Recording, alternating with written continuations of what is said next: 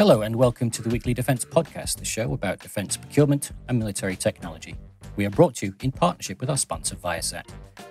In this episode, we discuss Damen Shipyard's impending workforce redundancies, report on the causes of UK delays on Zephyr high-altitude pseudo-satellite flight tests, dive into the role that UAS are playing in the ongoing disputes between Armenia and Azerbaijan, and we consider what's next for Colombia following the US donation of M1117 ASV platforms to the Colombian Army.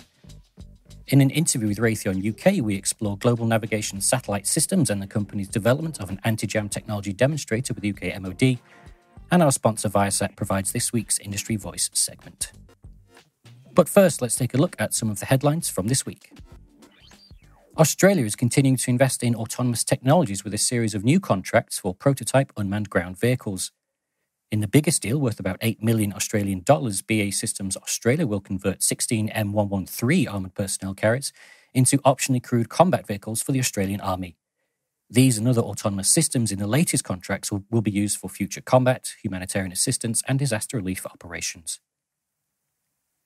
To the US now, where efforts to develop and field hypersonic weapons took a step forward on the 8th of August with the final captive carry test of the Arrow air-launched missile.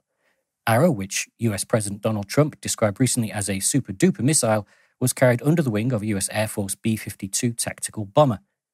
The US is looking to develop two types of hypersonic weapons: glide systems, which are launched from a missile booster and achieve Mach 10 to Mach 20, and air breathing, powered by a scramjet engine and reaching Mach 5 to Mach 10. In the Middle East, the 2nd Israeli Air Force F-35I squadron has been declared operational following a final fitness inspection at Nevatim Air Base. 116 Squadron joins 140 Squadron as the only IAF units operating the fighter. 6 months of extensive preparations culminated in 72 hours of simulated combat missions. The IAF has received 20 F-35Is to date. Shephard's Defence Insight notes that the Air Force has a total of 50 on order for $7.8 billion. In the naval news, the second improved Kilo-class diesel-electric attack submarine for the Russian Pacific Fleet is set to begin a comprehensive series of tests. The submarine, called Volkov, underwent factory tests last month to check all onboard systems. The next stage, beginning in mid-August, is a comprehensive series of tests known as the State Testing Campaign. After that, Volkov will be handed over to the Russian Navy at the end of the year. Staying on naval matters, Damen Shipyards Group last week confirmed that due to a combination of factors, including low oil prices and the economic consequences of the COVID-19 pandemic, it will have to make over 1,000 employees redundant. Impending redundancies will affect employees from Damen's sites in Romania and the Netherlands, but the company has said that the redundant staff in the mid-sized vessels division could be rehired to work on naval programs. In this regard, the company has reassured customers that this decision will not impact ongoing naval shipbuilding efforts. It's time for some news in focus now, and I want to welcome to this episode news editor Ben Vogel, air editor Tim Martin, and land reporter Flavia Camargo-Sperra. Hello, everyone. Hi, Rich. Hi, Richard. Hello. Ben, over to you first, and tensions between Armenia and Actually, Richard, I was wondering if I could ask you a few questions about the Damen story, just to pick out a few more details about the wider impact. Yeah, sure thing. Go for it. What kind of proportion of the total workforce in the Romanian yards has actually been axed? Good, very good question. Difficult to determine. The latest figures that I could find in the story, or for the story, I should say, were from 2019, and Galati had around 2,400 employees. Mangalia, I think, around 2,000. So you're looking at 870, I think, going from these Romanian sites. Conversations obviously taking place between the management of these sites and unions to determine, how and where the axe will fall. Just to give you some background to these sites, Galati became part of Damen Group in 1999. That's probably a bit more recent, and has since delivered 29 naval vessels to customers in 13 countries. So it's a really capable, very experienced facility.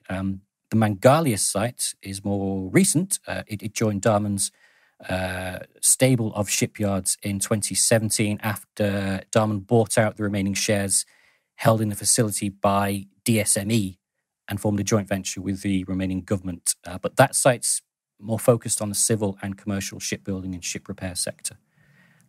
In terms of naval shipbuilding, it hasn't really been a very happy time for Damen recently in Romania, because didn't it lose out to Naval Group last year on the Romanian corvette competition? In terms of other opportunities, Richard, I mean, is there any hope for Damen elsewhere in Eastern Europe on the Bulgarian OPV program, for instance? Well, Bulgaria was one of the potential programs, but Damen opted not to pursue it after it was relaunched. It looks like with obviously the decision by Romania to go with Naval Group, and very, very likely that Bulgaria will opt probably for a local design, perhaps. That effectively those two programs on the Black Sea are no longer business opportunities for Damen. But remember that the Galati site not only builds for the European region, but global customers. It's obviously completing, slightly late, but we're not sure why, completing the Yarmouk program for the two OPVs being built for the Pakistan Navy. So, whether opportunities in Eastern Europe are now no longer there, the company will pursue opportunities worldwide and use whatever facility it has to meet the customer requirements, whether that's Galati or its facilities in the UAE or its local facilities.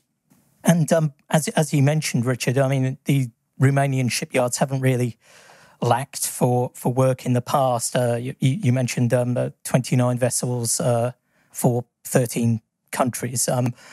So I suppose in a broader context, if COVID is partly responsible for these quite significant planned job losses, what are the implications for the shipbuilding industry generally of COVID-19? Yeah, well, shipyards worldwide have to contend with a combination of effects to their businesses, don't they? From COVID to a slump in oil prices, a lower demand for commercial and trade vessels. European yards have figured out their own strategies to work around the restrictions and delays caused by COVID. You might see potentially programs that are in tender or in the design phase being dragged to the right a touch to give countries a bit more time for them to figure out what impact low oil prices, but particularly the pandemic, will have on future defence budgets.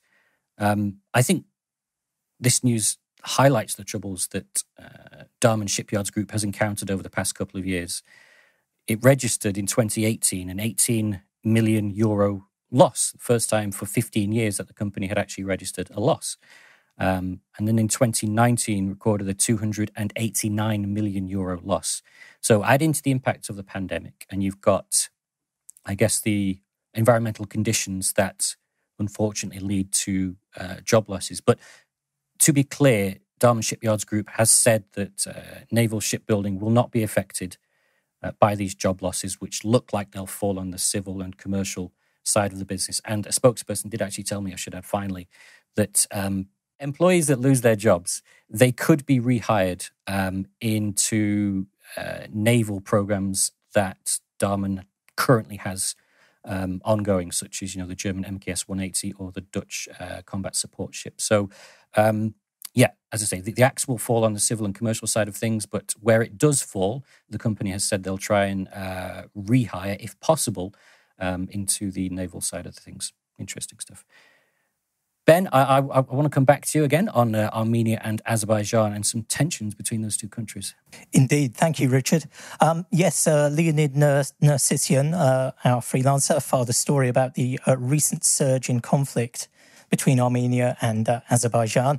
And perhaps it's possible amid so many potential flashpoints around the world these days that some people might overlook the long-running tension between those two countries. But last month, there was the deadliest flare-up for many years between Armenia and Azerbaijan. And it was notable for three main reasons, really. And the first of those is that the focus of the fighting this time wasn't in the disputed region of Nagorno-Karabakh, which has been the scene of so much conflict in the past. And also, secondly, the rhetoric from Turkey in support of Azerbaijan has been particularly strong. What kind of rhetoric are we talking about? Well, President Tayyip Recep Erdogan is not backwards in coming forwards. And in this instance, he pledged that Turkey would, quote, confront any type of attack on Azerbaijan's rights, law and territory. And he's continued in a similar vein in subsequent days as well. It's worth reminding everybody that Turkey and Azerbaijan do enjoy very close economic relations, and those extend to the defence industry as well, as you'd expect. Turkish defence exports to Azerbaijan rose by 40% in 2019 alone, and a defence industry cooperation agreement between the two countries was approved by the Foreign Affairs Committee of the Turkish Parliament in November last year. That's expected to be ratified by Turkey this year, and therefore we're looking at kind of very, very close bonds between the two nations. Okay, so I count 2 reasons. You said 3, so there's a final one coming, I think, right? Indeed there is, thank you. And, well, the third really significant factor is the extensive use of UAVs and loitering munitions by both sides. Armenia says Azerbaijan has lost 13 unmanned platforms, including at least 3 Sky Striker loitering munitions and at least 1 Orbiter 3 reconnaissance UAV. And both of those systems, by the way, were exported by Israel to Azerbaijan. And it's also interesting to note that Armenia apparently used electronic warfare methods rather than kinetic kill to bring down at least one of the Sky Strikers. Leonid writes that Armenia has at least one Expeller counter-UAS system that uses EW in its inventory. So the Armenians are very, very proud of their efforts, and they actually paraded a number of these ex-Azerbaijani unmanned platforms in a perhaps premature victory parade in Yerevan. And of course, there's claim and counterclaim.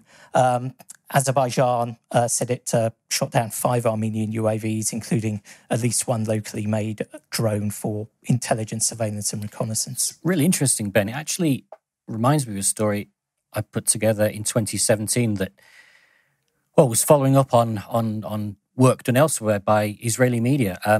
Azerbaijan has been looking to secure loitering munitions capability for a number of years. It was Times of Israel and Haaretz reported in 2017 that an Israeli export license for the sale of loitering munitions to Azerbaijan had been suspended after claims that an Israeli-made loitering munition was used in a live demonstration for Azerbaijan against Armenian forces. The reports by Times of Israel and Haaretz mentioned Aeronautics, which manufactures the Orbiter series of UAVs, including the Orbiter 1K loitering munition. I followed up with them at MSPO in September that year, and officials told me that the export license suspension was just a technicality at the time. Yeah. Okay, thanks, Ben. Interesting stuff. For our listeners, we'll be back with more air and land news after a short break.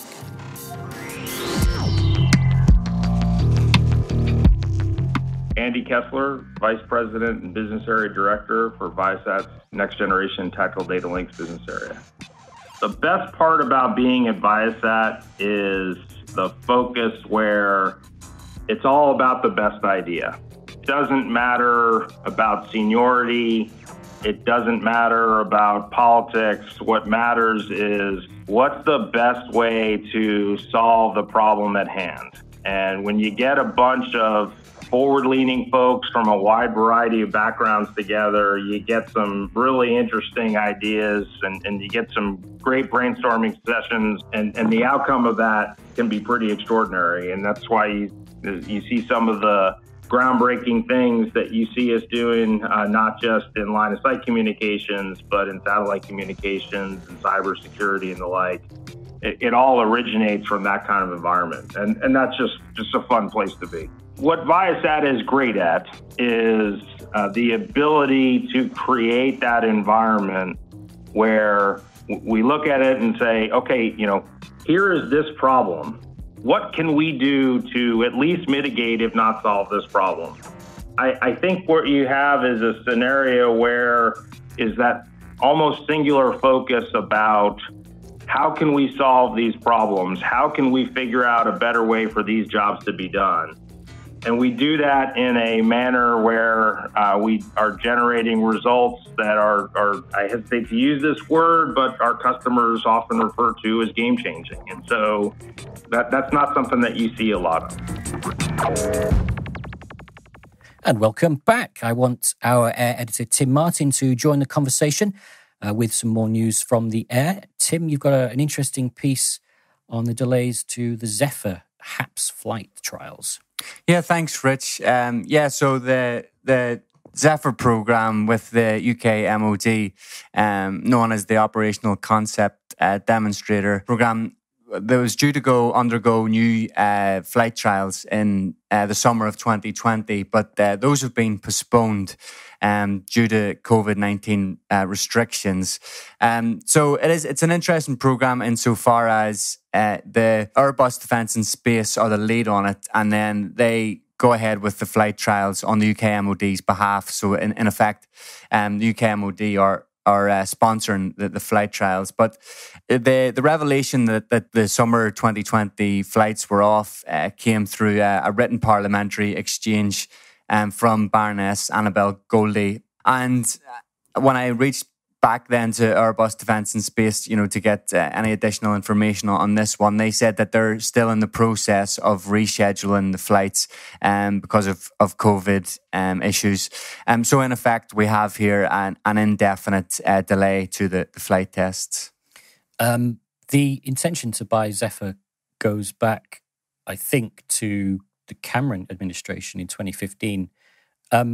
This is not a platform that's encountering difficulties for the first time, or a program that's encountering difficulties for the first time, is it, Tim? No. So I suppose two high-profile crashes that media have reported on happened in Western Australia in 2019, and so with the second one in particular, there's a report or an ongoing investigation from the Australian Transport Safety Bureau, and it's due to be complete in Q4 2020. But it does identify that the aircraft in question was destroyed after climbing the 8,500 feet. It encountered turbulence, and that subsequently led to a train collision.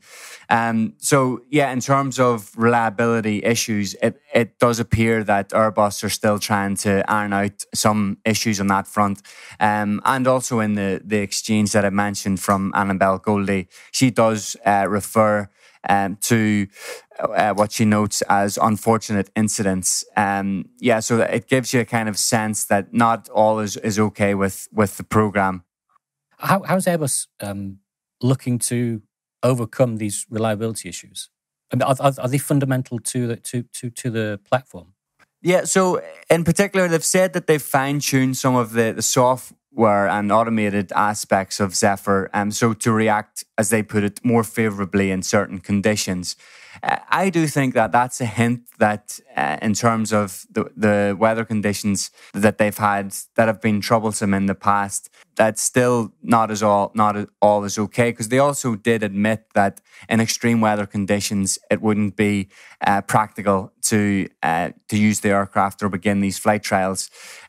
So you could suggest that the capabilities at a fundamental level are not really as comprehensive or as progressive, perhaps, as they might have initially forecast. Is it fair to say then that Zephyr doesn't have an all-weather capability? It needs the conditions to be not benign, but right for it to operate? Yeah, I mean, I think that is absolutely the case, and I think that's probably the most pertinent point here, that it does look, as things stand now, potentially, Airbus might work, and of course these things would take time, so you could imagine that perhaps 6 months to a year later that it might be possible to integrate that capability. But as things stand, and given the fact that we're not going to be entering more flight tests for, well, it seems to be the foreseeable future, then it does look here that the all-weather capability is absent. Okay, well, that's a shame. Second story you've got for us, it's an upgrade program for the US Army's RQ-7B UAS, right? Yes, that's right. Because the US Army are about to begin follow-on operational test and evaluation of Shadow. So it's the Block 3 configuration, as it's known. And in part, the testing of the individual components has already been complete under the new equipment training phase. So this FOT&E obviously is to have a first look at developing the upgrade and to include all components together. So it's an important milestone. The upgrade itself includes the replacement of the POP 300 EOIR payload with the larger MX-10D. And then also there's a new water-cooled engine as well, which will reduce the acoustic signature of Shadow. So, yeah, fairly interesting developments. But I think what's most important or unusual about this is that Block 3, the upgrade path, also was designed to have an enhanced communications relay through the joint tactical radio systems. That had been kind of a central feature of this up until at least the 7th of August, according to Textron. But the Army has since confirmed to Shephard that capability will not be part of the upgrade. So at the time of recording, both sides, this difference of opinion between the Army and Textron, I haven't managed to get to the bottom of it, unfortunately, because there's not been any further comments from either the manufacturer or the Army. Yeah, for sure. It's interesting to note that industry and customers saying different things about this capability, whether it's on or whether it isn't. Just finally and briefly, what sort of timelines is this program working towards? Yeah, so once the testing is complete, so I should say actually it's going to take place at Fort Bliss in Texas, and once that finishes, then the Army will move to a first unit equipped milestone, or at least that's what they're targeting in QY FY 2021. That'll not only be for the Army, but also US Army Special Forces will use the new configuration, and Textron have also confirmed that it's in production. Absolutely. Thanks, Tim. Appreciate that. As always, let's move on to the land domain now. Flavia, thanks for waiting so patiently. A story from yourself this week. We are in South America and the Colombian Army accepting a donation of 200 ASVs from the US. Yeah, Richard, these platforms were granted under the Access Defense Article program from United States. This program, it's administered by the Defense Security Cooperation Agency, and the agency's website shows that the value of these vehicles is around $16 million. Colombia will have to pay for transportation and handling of these platforms just to get them to Colombia.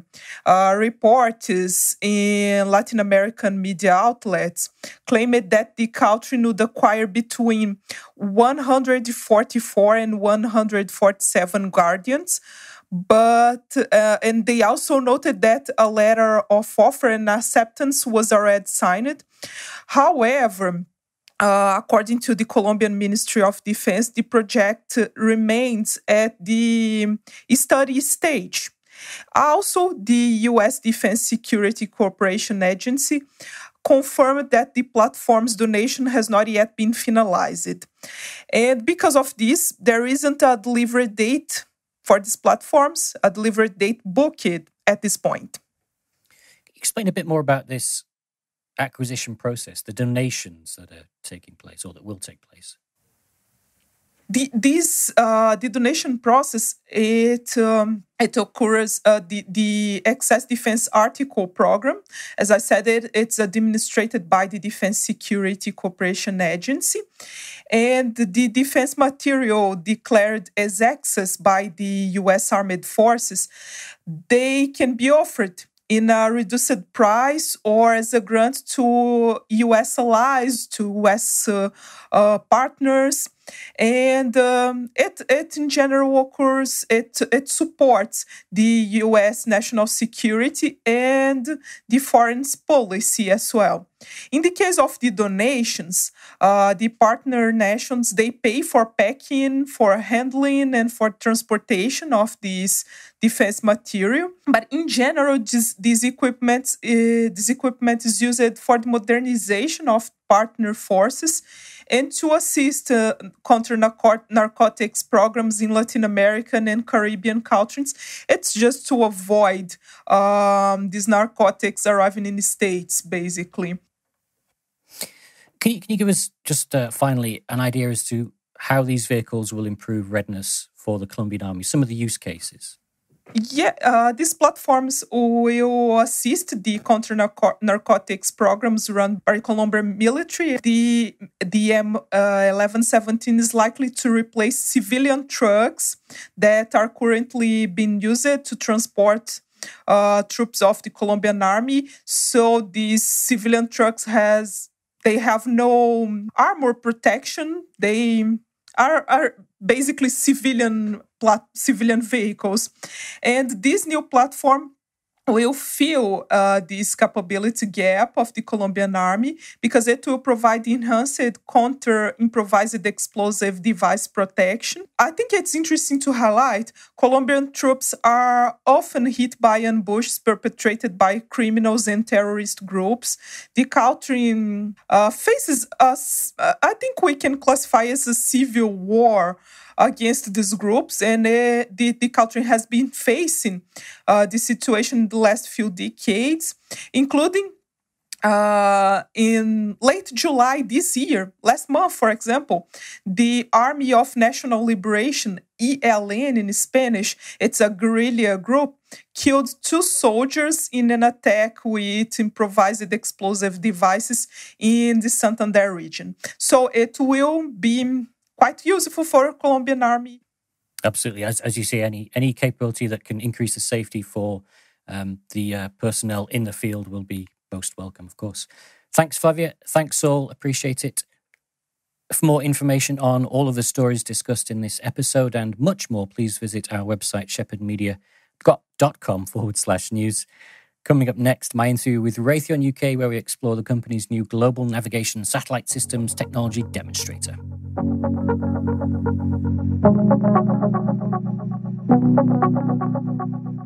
Welcome to Shephard Studios' special series on aerospace and defence innovation in the UK, sponsored by our partner Raytheon. Over the course of 4 episodes, the Defining the Future podcast will tell the story of how innovation fostered by industry is helping the UK step out of the shadow of Brexit and the COVID-19 pandemic. We will hear how emerging technologies are supporting the prosperity agenda developed by the government to accelerate Britain's growth in these uncertain times. In particular, the Defining the Future podcast will focus on 4 key technology areas: training, space, innovation, and agile ISR. And we will hear from representatives from across the industry about how transformation and cutting-edge technologies designed for the military are beginning to reshape the commercial sector. The Defining the Future podcast is coming soon on Apple Podcasts, Spotify, or wherever you get your podcasts. From the US GPS, Europe's Galileo, China's Beidou, or Russia's GLONASS, Global Navigation Satellite Systems, or GNSS for those with a taste for an acronym, are a vital element of national and military infrastructure. This also makes them a potential target for state or non-state actor interference or attack, which, if successful, forces terrestrial militaries onto what backup navigational capabilities might be available. What price then the ability to counter an attempt to interrupt a GNSS signal? Well, the UK MOD is exploring that. In July this year, it selected Raytheon UK to deliver a technology demonstrator that could keep GNSS up and running using anti-jamming capabilities. Joining me on the Weekly Defence podcast to discuss the programme, anti-jam capabilities, and the importance of GNSS in a military environment is Nigel McVean, Head of Sensors at Raytheon UK, and Alan Wright, Business Development Executive of Assured Precision Navigation and Time, also at Raytheon UK. Gentlemen, hello. Good morning, Richard. Good morning. Good morning. Nigel, for our listeners, could you outline a bit more about the MOD demonstrator programme and the length of time that Raytheon UK has been working to develop the technologies that underpin the anti-jam capability. Yeah, thanks very much, Richard. At Raytheon UK, we've got a very long history of working on anti-jam products. In fact, we've been working in this sector for over 20 years, design and manufacture. Our current flagship products, GAS and ADAP, are used extensively across air, land and sea platforms around the world. Some examples of platforms you'd find them on would be A400M, Typhoon, Black Hawk helicopters, things like Type 45 naval vessels, and land vehicles like Foxhound and Mastiff. We've delivered over 12,000 of these products from our factory in Scotland. I'm pleased to say our AJ product range is designed here in the UK, both at our engineering centre and labs in Harlow, and manufactured all in our Glenrothes facility in Scotland. We've kind of recently distilled all of that knowledge into Landshield, which is next generation small form factor antenna, which is easily integratable onto space and weight sensitive platforms such as UAVs and helicopters. We've been working with many customers, including the UK MOD, on this AJ technology roadmap, and this recent contract's a great opportunity to work with others in UK industry to deliver this technology demonstrator program. The objective of the TDP itself is to prove the integration of our Landshield AJ antenna onto the next gen multi-GNSS receiver. Ultimately, the objective there is to deliver and accelerate and de-risk the availability of such systems to the end users. Alan, I want to come to yourself. Could you outline or give us an idea, an indication as to how susceptible GNSS services such as Galileo are to attack? And what are the consequences of a loss of signal to a battle space commander? What's the threat environment like that we're operating in now? No, certainly. I'd just like to set some sort of context initially to outline your question. Obviously, there's a lot of open press information around GNSS services, being disruptive right from the satellite end through down to the sort of individual platforms operating in either the air, land, or sea environment. Just picking up on one of Nigel's earlier comments, just to be very clear, our sort of GPS anti-jam expertise from Raytheon UK is specifically focused on providing a bolt-on mitigation adaptive nulling antenna technology, which can work with a number of GNSS receivers. Primarily, GPS has a major market share, which enables that system to have an intelligent antenna integrated onto the system, which can automatically detect attempts to disrupt the GPS or GNSS signals. Obviously, I think most of your listeners will be aware that the signals from those GNSS satellites are extremely weak and very vulnerable, and can easily be jammed at the operator platform level, air, sea, or land. And effectively, our technology from a heritage through to our modern Landshield product provides a mitigation for that.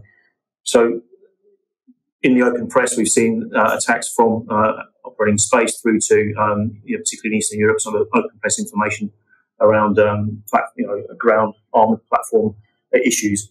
But to pick up on the sort of second part of your question, what does this mean to the battle space commander? Obviously, lots of systems and mission payloads on platforms particularly rely on not just that signal to calculate its relative position in time and space, but also a precise timing source for operation on those platforms to do and perform operations that are required. And that can obviously then impact mission capability and overall situational awareness to degrade mission effectiveness. So in relation to the threat environments, in particular, deliberate attempts to jam GNSS signals through in order to either degrade or deny access to those signals is prevalent. And also in those open press articles I mentioned earlier, there are key instances where deliberate spoofing has occurred in terms of signals being generated to effectively deceive the platform to drift off its course, and that's been well publicised, particularly in the some of the sort of shipping areas. And our anti-jam capability really focuses on providing anti-jamming capability, as well as having the ability for the antenna to provide an indication as to whether a spoofing signal has been detected and flag that up through a standard interface to the operator of that particular platform. And Alan, can you go into some detail about the timeline for this program and the kind of capabilities that the TDP should actually provide as well? So our focus is heavily bounded as a subcontract into the main head contract as providing our anti-jam expertise into interfaces with antennas or anti-jam antenna that may be of interest to the MOD and as the prime customer. The time frame that they've published in terms of achieving effectively the fully operational capability is by 2023. Nigel, I want to come to yourself for the last question. Are there stages beyond the TDP that could see a more widespread utilisation of a Raytheon UK-produced GNSS anti-jam capability? And sort of, can you give us an idea of the level of capability that this demonstrator programme also could provide the MOD in securing its navigational requirements? Yeah, Richard. So we'll work with the MOD to establish the next phases beyond this TDP. Ultimately for us, this is about enhancing our existing products to ensure it's aligned with the UK's GNS program requirements. What that means for us is, and the customers would like to, ultimately produce this and turn this into a product that we can supply primarily to the UK armed forces, but then ultimately export around the globe as we've done successfully with our gas and ADAP products. Interestingly, you'll be aware, Raytheon, we've also recently completed our merger with UTC to form Raytheon Technologies, which includes Collins Aerospace. Whilst it's early days, we are currently working together with our new colleagues to enhance our offerings to the marketplace and to the UK MOD. Early days, but it looks like we're going to have some very exciting synergies. I actually just a quick question just occurred to me, Nigel. How do you demonstrate an anti-jam capability without impacting the wider UK GNSS network? Is it a physical demonstration, or is it simulated? It's simulated in effect. So there would be no impact to any other. Done in a very controlled environment. Yeah, forgive the simple question, but I'm just a simple journalist. Thanks for your time, gentlemen. We will have to leave it there. There's just enough time for me to say thanks again to Nigel and to Alan. Gentlemen, many thanks for coming on. Thank you.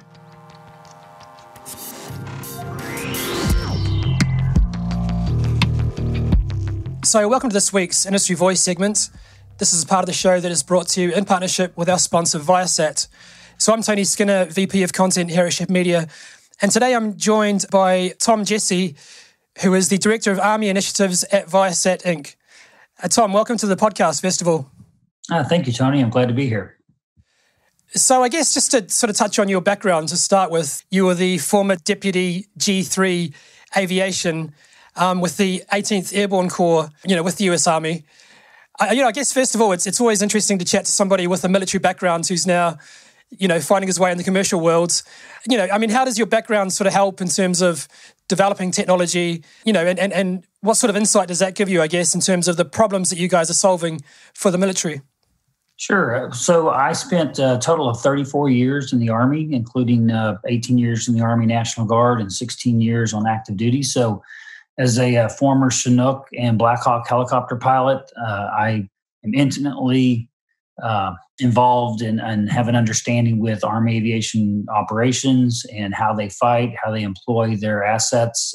I served in Iraq during the surge, and then also in Afghanistan, actually as a advisor to the Afghan National Police. So I was on the ground talking to the helicopters above, which was a change of pace for me. But it gives me a good overall understanding of air-ground operations and what's needed to make that work well.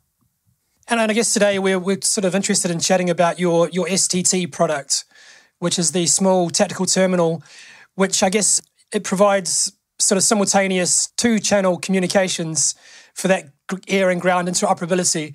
Could you just give us a rundown, I guess, of what the product is, but, why that air-to-ground interoperability piece is so important? Sure. So the STT is a much smaller form factor of, like the MIDS LVT, provides the same Link 16 capability that those platforms do, allowing the Army aircraft to operate in that Link 16 environment. With the second channel, it gives you your standard, UHF, VHF, SINGARS, HAV-QUIC type radio waveforms in that very small form factor. So it really provides a lot of flexibility to the end user. It saves them on, obviously size, weight, power, and cost to a standard MIDS type terminal. So it really opens up the availability to Army aircraft, smaller, or mid-sized UAS, and even boats and ground vehicles. So they do have that interoperability with the fast movers, the other Link 16 users, providing that precise location and identification of those individuals. And I guess that was the reason. I mean, the product was selected by the US Army, so that's an ongoing acquisition program that you guys are involved in. Yes, that is a true statement. The US Army is, all those advantages that you've outlined, I guess that would have been high on their requirements specification documents. Absolutely. Due to the power is always a factor in any helicopter. So the size, weight, and power of the radio are of extreme importance, as well as the mean time between failure, because you need a reliable radio. We operate out of harsh, dusty, dirty environments in Afghanistan, Iraq, and all over the world. So you need a radio that's reliable, and the STT has over a 9,000 hour mean time between failures. So it is a very reliable radio. I guess one aspect that certainly keeps us in business as publishers, is reporting on the acquisition process. At times, I guess that can be relatively laborious. One common criticism is that the traditional acquisition process doesn't always handle the developments or keep a pace of new technology. But my understanding is that the STT was somewhat outside of that traditional acquisition cycle, and you guys were able to be more kind of agile in terms of how you introduced it. Could you sort of, Tom, just run us through how that worked? Sure. So the STT is what we call a non-developmental item. It's not a program of record, but we developed it because we saw a need that even the end users didn't see at the time.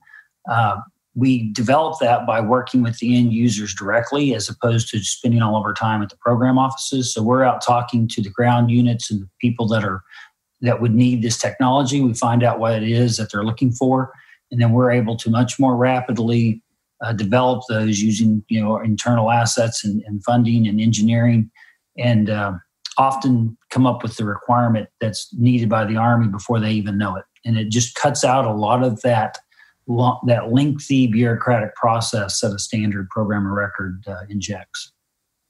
And we're able to do that because we're a commercial company. We're primarily a commercial company that does business in the defense sector, but because of that background in the commercial industry, it really allows us much more flexibility and agility in developing new products.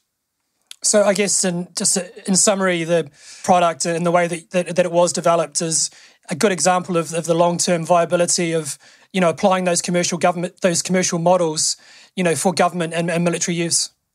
Yes. Tom, I just got to ask you, in terms of a former helicopter guy, if you had to, Chinooks or Blackhawks, which did you prefer to fly? Chinooks all day long, twice on Sunday. That's a very important question for me to ask. So good answer, listeners. If you'd like to learn more about both the STT product itself and multi-channel Link 16 capability, we do have a sponsored white paper on our website. We'll drop a link to that in the show notes. For now, Tom, thanks very much for your time. Thank you, Tony. This episode of the Weekly Defence Podcast was brought to you in partnership with our sponsor, Viasat. As always, a big thanks for everyone who took the time in being a part of the episode. And for our listeners, if you enjoyed today's show, make sure you like and subscribe, leave a review on iTunes, Spotify, Google Play, or wherever you get your podcast. You can also start a conversation or give us feedback joining the Global Defence Community Group on LinkedIn, a platform to interact with our team of journalists and analysts and discuss breaking news as it happens. head over to shepherdmedia.com/global defense community or search Global Defense Community on LinkedIn to join. Until next week, thanks for listening.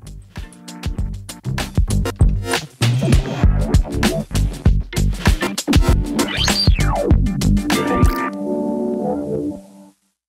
you.